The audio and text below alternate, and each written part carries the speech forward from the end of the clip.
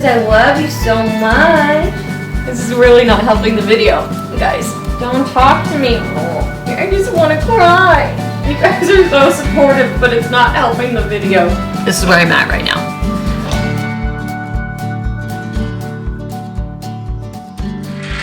The effects of climate change can be seen all around. Half of humanity is in the danger zone. No nation is immune. But now a team of international experts led by Cambridge University says we should be prepared for failure, famine, extreme weather, conflict, and disease spread by insects. A worst case climate scientists say we should be ready for if all else fails.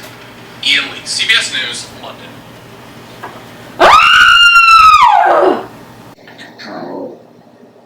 I don't want to do anything about climate change. Nope. Just want to sit here and hang out with you guys. Because the world is doomed.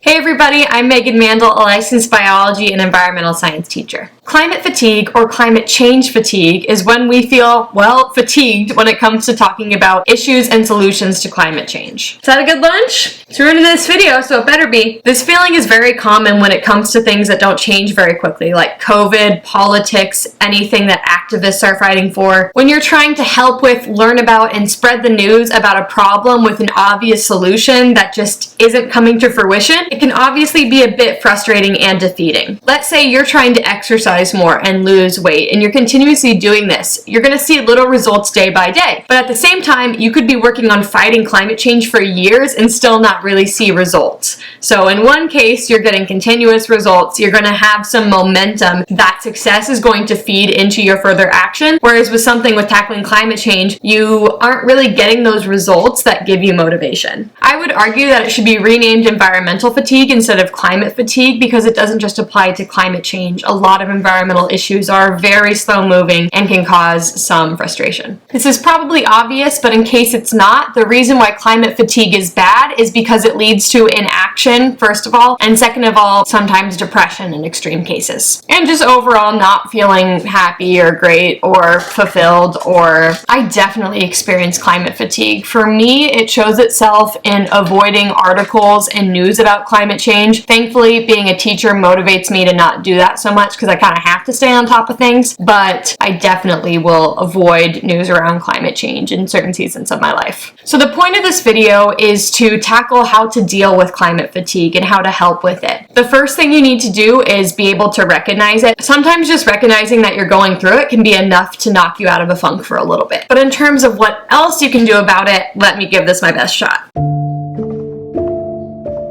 The first thing you can do is remind yourself that you want to live your values. I think it's a goal for most of us on this earth to live as authentically as possible, and that means living in alignment with our values. Chances are one of your values or more has to relate to the planet. For example, I am really into biocentrism, as I mentioned in the environmental value systems episode, and this kind of relates back to that. That motivates me to fight climate fatigue because I really want the animals on this planet and really all of us, all living things, to have as long of lives as possible. From a societal perspective, we really can't let up when it comes to fighting climate change and establishing climate legislation. However, from an individual perspective, sometimes I think it's okay to lean into that fatigue a little bit. That sometimes might be the best way to get through it. You can take a day or a week or even a month off of thinking about climate change. It's going to be okay. Listen to your body, figure out what it's telling you to do, and do it. Sometimes I have days where I don't want to think about the environment at all, and it might just be because I want to think about other things, or I just want to relax for a day. Give yourself permission to do that.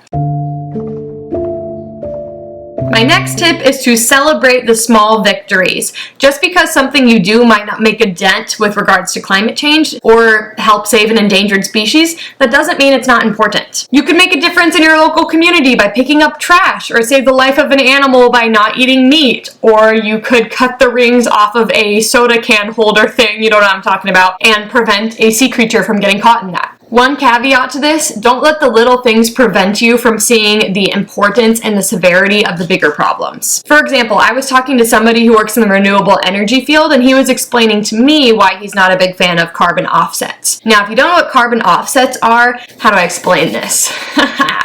So basically, if you're going to engage in a really heavily carbon emitting behavior, you can go online and pay for carbon offsets that will offset the carbon you release into the atmosphere by doing something that will take carbon out of the atmosphere, like planting trees. So they allow you to kind of cancel out, in a way, that carbon that you're emitting for a behavior that you might feel a little bit guilty about. So on the surface, they're kind of good, but a point that he made is that carbon offsets are there to make us feel better, and we're not allowed to feel better until we make big headway with the big problems. A large part of me really agrees with this sentiment, and some of me also doesn't. It's complicated, but I think that's a really good point and something to keep in mind. Now here's the cold, hard truth. We might die from climate change. I'm just gonna say it. It might happen.